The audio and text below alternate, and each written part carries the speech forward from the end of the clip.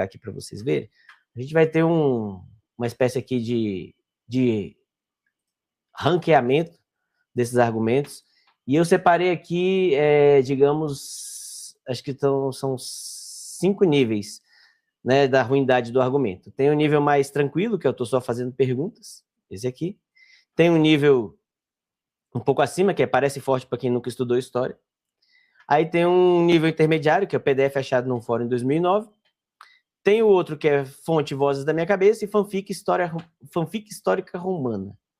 Então, a ideia é a gente pegar esses argumentos e classificar eles aqui. E aí a gente discute aqui o porquê que eles são ruins, né?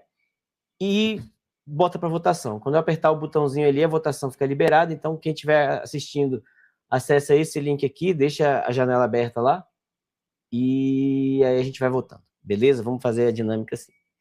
E aí, meu caro, o primeiro argumento que a gente tem, horroroso, é esse aqui. Não existe nenhuma fonte contemporânea sobre Jesus. Isso aqui a gente vê, assim, eu conheço muita gente que já alegou isso aqui em live, em canal grande, e assim, sabe, com o maior tom professoral. Porra, não, Jesus não existiu, não existe nenhuma fonte contemporânea sobre ele. Quer falar alguma coisa sobre isso, Flávio? Primeiramente? Cara, eu acho que essa daí entra no convence quem não manja muito de história. Porque Você acha assim, que é uma coisa... Aham, perfeito. porque a gente só tem realmente fontes ali escrito mesmo encontrado, né? A partir, eu acho que mais ou menos do século 2, 3 por aí, né? Que tem fontes escritas mesmo em papiro, né? Só que a gente sabe que essa tradição veio de muito antes, né? Por exemplo, as cartas paulinas veio de mais ou menos 59, 47, por aí. Então já pega um período que é muito próximo, assim, que a gente pode encaixar como contemporâneos, né? Porque o gap de tempo é muito curto. Aí, para quem não manja muito do assunto, que aí a galera vai dizer, tipo, a gente só tem papiros dessas datas, então a gente entende que as primeiras citações foi nessas datas aqui, né, não sei o que é muito posterior a Jesus. Aí, então, assim, quem é muito leigo no assunto acaba se engambelando nesse quesito, né, e não consideram que o que se temos acesso são cópias e não os originais. Aí, por exemplo, acho que eu vi o Antônio falando isso daí, então acho que engambela leigo. Não, aí é o seguinte, você tem o texto, né, o achado lá, tem o manuscrito, mas ele é datável, né, existem métodos para fazer uma datação com base precisa, laboratorial, porém, contudo, entretanto, a gente sabe que aquilo pode não ser um documento original, pode ser uma cópia.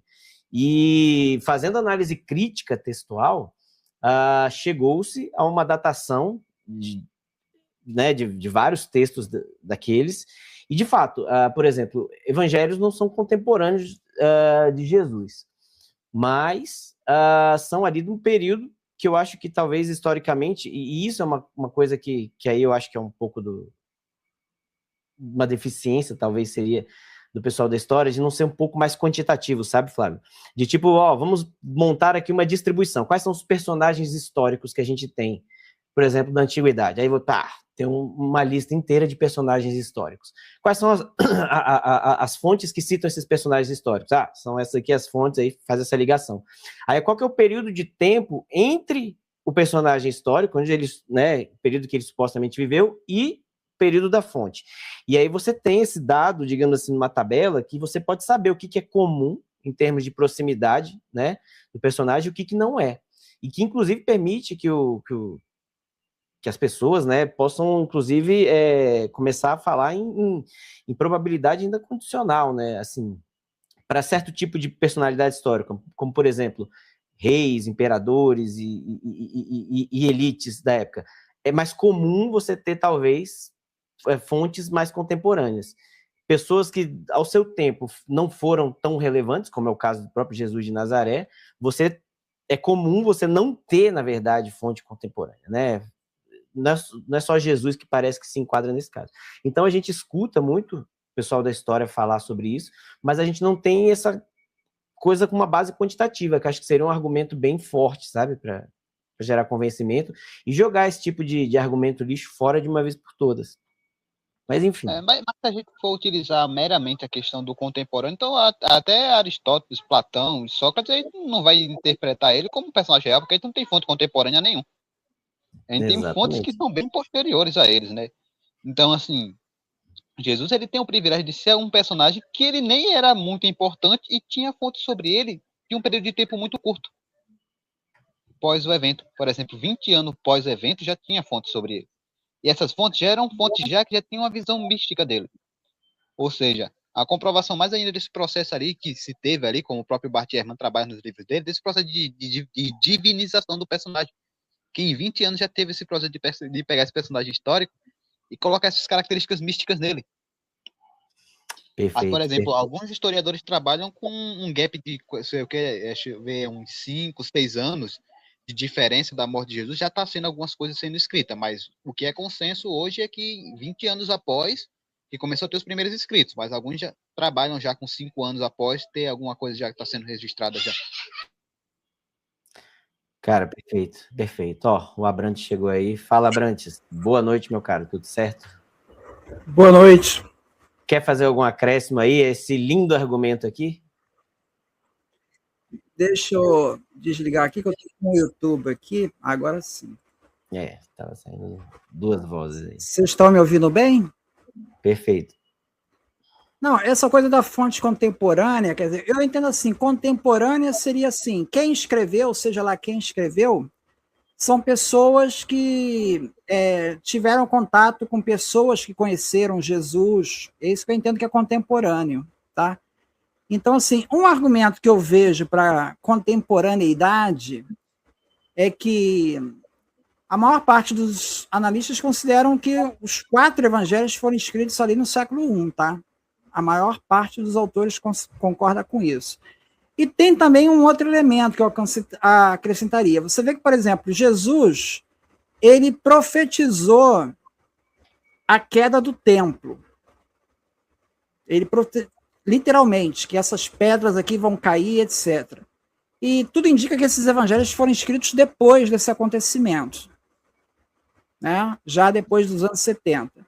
Só que tem profecias ali que Jesus fala assim, pois muitos que estão aqui nessa geração ainda estarão vivos antes que tudo isso aconteça. Bom, entre isso que ele se refere, parece, pelo texto, que tem coisas ali que não se cumpriram no momento que o evangelho foi escrito. Tá? Tem coisas ali que fala do julgamento final, que os mortos vão ressuscitar para o julgamento final. Parece que esta geração vai estar presente. E o autor coloca isso no texto, ele não tira isso do texto. Então isso é um exemplo que eu vejo assim de contemporaneidade, ou seja, a pessoa que escreveu, ela ainda tinha esperança de que aquilo tudo iria acontecer, pelo menos numa interpretação, entendeu? E depois isso foi dado N outras interpretações para essa passagem. Mas ali parece que tem coisas que não se cumpriram. E o cara que está escrevendo, ele ainda acredita que aquilo vá se cumprir, porque essa geração ainda está viva. Então, assim, eu acho que isso é uma evidência de que é um texto contemporâneo, é um texto de pessoas que conheceram as pessoas que andaram com Jesus, são da mesma geração, e ainda alimentam essa expectativa. Com o tempo, esse negócio vai remodelar, porque eu tenho uma análise da interpretação do texto, né? Que essas pessoas até não... Tem muitos que não gostam dessa análise, que assim, a minha análise, assim, o texto, a interpretação dada ao texto, ela muda com o tempo, tá? Um apologeta, ele não gosta muito desse argumento, tá? Porque ele acha que tudo é absoluto, né? A minha interpretação já é um pouco diferente. A interpretação ela vai mudando com o tempo, tá? Então, essa questão das profecias é uma coisa que foi mudando com o tempo. Mas revela a contemporaneidade do autor, eu acho. Perfeito, perfeito. Então, bora, galera. Bora começar a primeira votação, tá? O link é esse aqui, ó, livetimaker.com. Eu vou liberar aqui, a gente tem 90 segundos para votar. Eu acho que eu vou votar aí com a sugestão do Flávio, que eu acho que é do...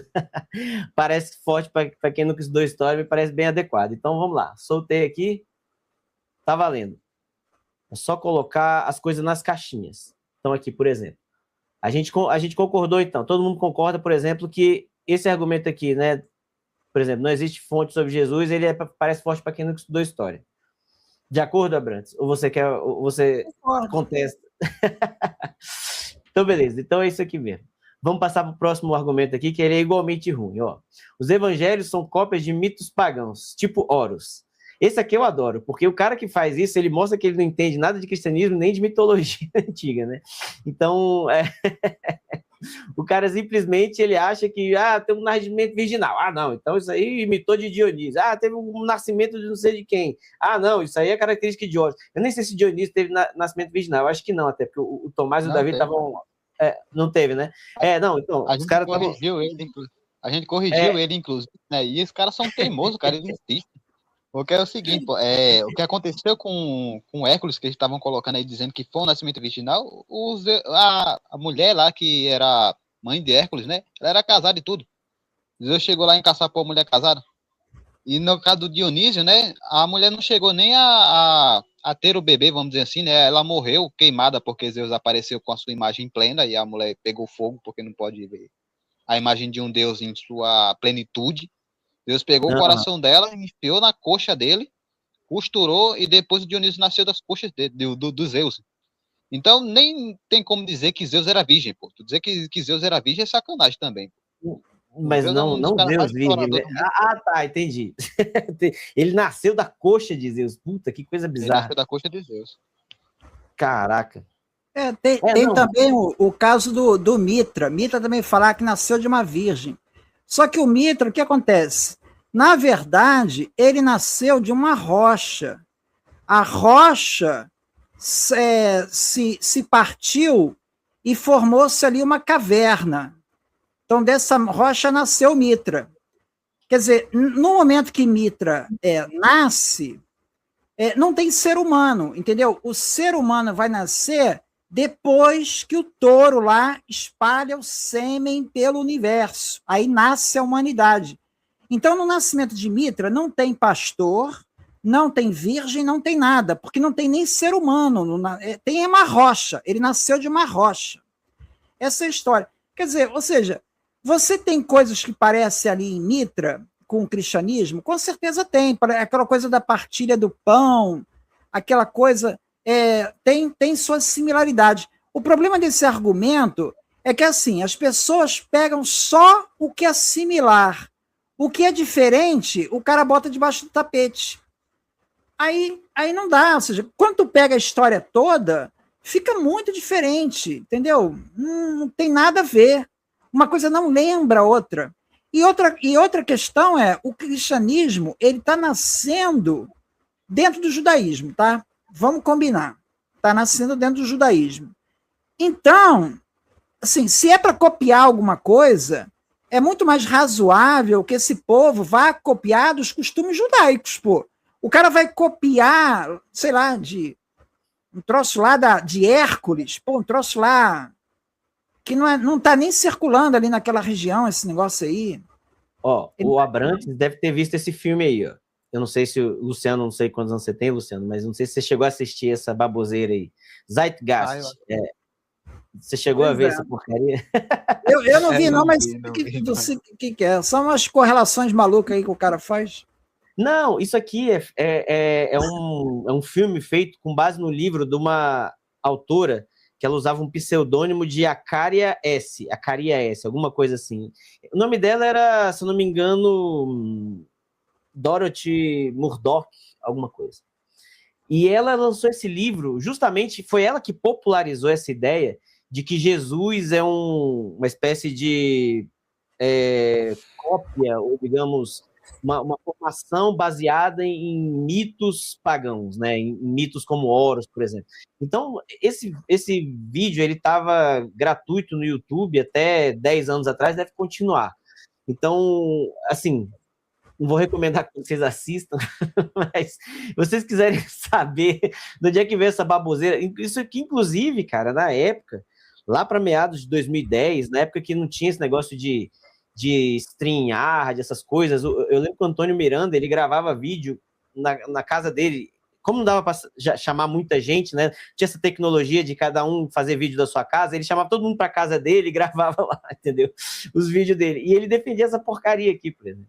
Então, assim, ele trocou a pseudagem ao longo do tempo, né? Ele defendia que Jesus era uma espécie de construção de mitos pagãos, e depois ele trocou para a pseudagem do Jesus romano.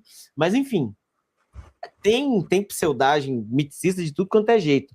E essa mulher aqui, acho que ela já faleceu, não sei, faleceu um tempo atrás, mas o que ela fez é justamente popularizar esse argumento ruim miticista que a gente está tratando aqui de evangelho é uma cópia de mito pagão, entendeu? Então, se vocês, no caso, não sei, mas quem estiver assistindo a live e depois quiser sair daqui e assistir, ele é curtinho, ele tem acho que uns 40 minutos, dá para ver assim de boa, sabe? É porque tem duas partes desse filme, tem essa parte do Jesus aí, de uma complô de Jesus, mito pagão, e tem uma outra parte lá que tem uma outra, são duas teorias conspiratórias num filme só. Né? A primeira é sobre Jesus. Então, assim, quem tiver de bobeira mesmo e quiser já começar estragando a própria semana, é uma boa pedida aqui. Assistir Zeitgeist, viu? Tá, ó, Jesus é uma invenção romana. Fato, ó, o link tá aberto. Se quiser abrir aí, se for respeitoso, pode subir e defender. Então, assim, as similaridades vai ter sempre, né? Todo mito vai ter, toda a sociedade em determinado grau vai ter uma coisa ou outra que é similar ao decorrer do tempo, né? Então, por exemplo, se você pegar alguns mitos até lá de Buda, por exemplo, lá que é longe pra caramba ali, já na Ásia, já bem distante ali do povo hebreu, né? Do povo israelita, né? E você pegar ali determinadas características de Buda, você consegue enquadrar ali em Jesus. Você vai dizer que como eu posso dizer o nome, se inspirou no outro, né? Então, assim, existem determinadas coisas, né, que é comum se desenvolver na sociedade, né? E não significa necessariamente que um teve que copiar do outro para que e existe sincretismo, né? Existe sincretismo religioso. Você pega um elemento de uma outra religião para atrair aquelas pessoas que estão associadas àquele elemento para a sua. Então, qual o problema? Né? Tem alguns conceitos, por exemplo, conceito de sol, né? Cara, o conceito de sol como Deus, ele está presente até aqui nos índios americanos, cara. Quer dizer, você imaginar que um povo antigo vá considerar o sol como Deus, poxa, é meio previsível, né, não, cara? Porque é um astro que está lá surgindo toda hora. A pessoa vai atribuir aquilo um significado mítico. O Joseph Campbell, né, ele trabalha com a ideia do livro, né, as máscaras, os símbolos, né? Esses símbolos que se repetem em diversas civilizações, né? As máscaras de Deus, né? Que tem o livro dele, né? Então ele vai trazer essa coisa, ou seja, tem muitos símbolos que eles estão presentes em diversas culturas. Não quer dizer que necessariamente uma cultura copiou da outra, ou seja, o índio aqui americano, que tinha o Deus Sol, ele não copiou de outra cultura europeia aqui. Mas, assim, é uma ideia que acaba surgindo naturalmente em diferentes culturas. A ideia de que um batismo seja feito nas águas de um rio. Pô, a água não limpa, então esse conceito de limpar os pecados, isso vai aparecer em várias culturas, cara. Na judaica, na cristã, não sei o quê. Quer dizer que copiou um do outro? Quer dizer, é um conceito que ele se repete. Então, tem coisas que, naturalmente, é esperado que você encontre certas semelhanças. Não é nada de surpreendente. E nem a galera parte muito de uma... a galera parte muito de uma questão de petição de princípio, né? A galera tá trazendo aí, ó, Jesus é uma criação romana, se não for, prove o contrário.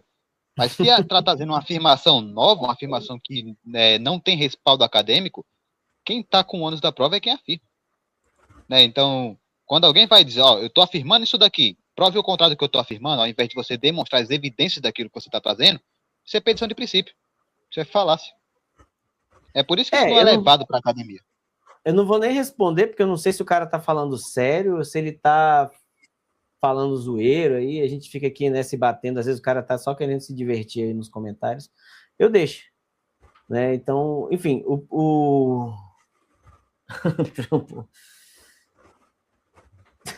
tem gente que tá zoando aqui, ó, provas, canal então, é por aí mesmo, cara, infelizmente. O professor Marcos me mandou um artigo aqui, que ele quer que a gente exiba. Deixa eu só ver uma coisa aqui, que eu vou ter que parar. Caraca, eu tô cheio de... Deixa eu parar de partilhar aqui, que eu vou ter que partilhar ele como tela. Porque se eu partilhar ele como coisa aqui, eu não vou conseguir ler. Mas vamos lá. Olha só. Deixa eu botar agora aqui no fim. O artigo é esse aí. Um artigo provavelmente que ele está escrevendo. Olha só que legal. Então, olha só. Esse artigo analisa os processos de adaptação de mitologemas, elementos estruturais fundamentais dos mitos, quando estes são transmitidos entre culturas distintas, com foco na literatura do Antigo Oriente Próximo. Parte da premissa de que toda obra humana, ao ser deslocada de uma sociedade para outra, sofre interferências determinadas pela cultura de origem, pelos transmissores e pela cultura receptora. Tais interferências podem resultar na modificação, supressão ou ênfase de elementos narrativos, seja por questões geográficas, religiosas ou por necessidades simbólicas do novo contexto. Dessa forma, características como ambientes físicos ou estruturas teológicas, por exemplo, panteões politeístas, são frequentemente reelaboradas para se adequar à nova realidade cultural, como no caso de sociedades monoteístas. A pesquisa evidencia que a transmissão cultural não é um ato passivo de reprodução, mas um processo ativo de reconstrução simbólica, no qual valores e limites de cada sociedade são manifestos. Olha aí, ó. Dinâmicas mitopoéticas, a evolução do mitologema nas culturas do Antigo Oriente. Porra, perfeito, cara, legal, professor. Uma pena você não poder subir aí para falar mais do artigo para a gente, né? Eu não vou tocar aqui, mas provavelmente aqui no resumo já está bem claro o que é o trabalho. Muito bacana mesmo, muito bacana mesmo. Obrigado aí por compartilhar isso com a gente. Então, é isso. E aí agora, galera, me ajudem a classificar esse argumento aqui. Peraí. Deixa eu só parar aqui a tela, voltar aqui para a nossa tela, onde a gente estava, do nosso argumento ruim número 2, que é os evangelhos. Ó, esse argumento é aqui. A gente colocaria ele aonde aqui? A gente colocaria ele como um fanfic histórico romana, fonte Vozes da Minha Cabeça, está no PDF de um fórum de 2019, parece forte para quem não estudou história, eu só estou fazendo perguntas. Eu acho que está no PDF de 2019 por aí, que eu acho que é mais ou menos o período. No meio, o PDF. É o PDF, né? Esse aqui é ruim, mas também, assim, tá no meio do caminho. Eu acho que quem manja ainda um pouquinho de história não é engambelado por essa daí. Eu acho que quem manja pouquinho mesmo ainda é engambelado sobre a questão das fontes primárias lá, né? Que eu tinha citado antes, né? Era a fonte contemporânea. Mas essa daí, em específico, cara, só vai engambelar, assim, realmente quem não tem conhecimento nenhum, né? Porque a gente sabe que esses mitos podem ter tido certa influência pela questão do helenismo, né? Mas de que esses mitos vieram daí, aí é outro papo, né? Tipo, inspiração é uma coisa, né? Mas dizer que copiaram, assim, diretamente, aí é outra. Ainda mais de culturas egípcias, né? Que ali já os judeus naquele período já não estavam com uma influência tão forte do Egito. Né? A influência principal ali já era Roma, né? Então, a influência que eles tinham realmente muito grande do Egito era naquele período do Antigo Testamento, né? Onde eles viviam ali em contexto já onde o Egito que governava aquela região ali próximo onde tinha mais influência, né? Mas já no Novo Testamento, quem é predominantemente ali é Roma, né? Perfeito. Então é isso. Esse argumento aqui de mitologia pagã é horroroso. O professor Marcos trouxe uma contribuição aqui. Vamos para o próximo. O próximo é esse aqui. Esse aqui eu adoro. Todas as referências a Jesus fora da Bíblia são interpolações cristãs tardias. Isso aqui é aquele... Isso aqui, cara, começou, na verdade, com Richard Carrier, tá? Foi o artigo que ele escreveu, ele até publicou num periódico aí chamado, acho que Vigilae Christianae, que tá em latim, eu não manjo nada de latim. Mas, enfim, ele começou a questionar o testemunho de Tácito. Então, nesse artigo, o Carrier, ele questiona a autenticidade de Anais 1544, né? E aí ele recebe como resposta um outro artigo de um cara que nem era formado, nem na época que ele escreveu esse artigo, ele nem era formado ainda, ele era estudante, né, de ciências da religião, uma coisa assim, e detonou o Carrier. Assim. Então, isso a gente vê hoje no YouTube brasileiro aqui, entendeu? Multiversal Flaviano, esse tipo de argumento. Por quê, cara? Porque dentre as figuras que a gente tem da antiguidade, Jesus, ele é citado, digamos assim, acho que é a figura que mais é citada por círculos que não eram cristãos, entende? Eu acho que a gente pode colocar assim, ele é citado por José, ele é citado por romanos, ele é citado, enfim. Então, aí os caras tentam destruir esse tipo de evidência, digamos assim, não, isso aqui não é não é uma citação autêntica. Isso aí são coisas que os cristãos posteriormente incluíram lá. E chegam a dizer que inclusive interpolações medievais, o que eu acho uma coisa bizarra, porque qual que é o sentido de, em pleno medievo, a igreja nadando de braçada, ninguém questionando a existência histórica de Jesus, os caras iam fazer interpolação, uma espécie de interpolação preventiva, sabe? Para quando chegasse em 2000, no século XXI, não, nos protegemos aqui de qualquer questionamento posterior. É bizarro, cara, é bizarro, eu não sei nem o que dizer. Acho que isso aí eu classifiquei como fanfic histórica romana, não tem como. O que vocês acham? Essa daí eu acho que os caras têm que prever o futuro para ter esses... Mas mesmo supondo o que ele está falando, por exemplo, ali nós temos as fontes ali de José, por exemplo, que ele é de 70. E da fonte de José, né, tem 2 citações. Uma das citações é debatível se é uma interpolação ou não, mas a segunda citação é considerada legítima. Então, para mim, daí entra num campo muito de negacionismo, de você dizer, tipo, vou negar o máximo de fontes possíveis para atribuir aquilo que eu estou falando. Por exemplo, a fonte de Tácito, por exemplo, né, ele é considerado pelo consenso acadêmico como algo legítimo. Como é que lida com isso? E, por exemplo, quando a gente vai lidar, por exemplo, com as fontes de Antioquia, século II, também interpolado, na de Antioquia já está num contexto que ele já é cristão aí, ó. Só que ele não é um registro bíblico. Aí como é que a gente vai lidar? O Inácio de Antioquia também, ele se autofalsificou ali. Os cristãos estão falsificando cristãos também. E século II ali, bem próximozinho ali do que estava acontecendo ali no período ali que o Tácito escreveu também. Então a gente tem uma multiplicidade de fontes. Se todas as fontes estão sendo interpoladas, aí é complicado. A gente vai ter que negar a maior parte dos personagens históricos que a gente tem, porque alguns a gente tem até, sei lá, 1 ou 2 citações dele e assumimos como verdadeiros. O Pilatos, por exemplo, Pôncio Pilatos, a gente tem pouquíssimas citações sobre ele. Aí a gente vai dizer também que ele não existe? Não, e você acaba que você não cria um critério e você apaga a antiguidade inteira, porque o que seria interpolação, o que não seria interpolação, né? Por exemplo, as citações de Apolônio de Tiana, será que não foram interpolações de seguidores desse filósofo ou coisa assim, né? Se você não tem um critério, digamos assim, um bom critério para dizer o que é uma interpolação, que é o caso, por exemplo, de você ter uma boa variante textual, você ter uma boa análise linguística, né, que mostra que o estilo de linguagem ali naquele trecho é completamente diferente do resto do material do autor e por aí vai, além de trabalhar com a crítica textual, beleza, aí você tem alguma coisa para argumentar, mas o que essa galera faz é pura e exclusivamente com uma pseudocrítica textual. Ele não poderia ter dito isso aqui porque ele falou de incêndio, ninguém mais falou de incêndio, então é mentira. Então, assim, sabe, é isso. Mas procurar exigir que todas as fontes citem justamente aquilo que você quer também, isso daí é totalmente pseudocientífico, pô. Determinadas fontes, nem todas as fontes vão comunicar a mesma coisa. E nem sempre que mesmo fontes que comunicam a mesma coisa, nem sempre vão detalhar as mesmas coisas também. Não vão falar dos mesmos detalhes. Sempre tem um pouco de divergência ali, né? Aí quando alguém diz, mas tal outro fulaninho não citou essa mesma coisa. Mas por que o outro tal fulaninho precisa citar também? Tem que ver o contexto das frases, ver se no contexto daquele que está falando era relevante ele citar aquilo ali. Por exemplo, quando Tácito cita cristão, Tácito não cita cristão como algo bonzinho, não. Então, por que um cristão iria fazer um escrito sobre eles, né? Iria interpolar algo sobre eles, a qual iriam estar esculachando eles? Tácito chama eles de supersticiosos e cita que todas essas coisas vergonhosas que eles faziam acabavam caindo em Roma.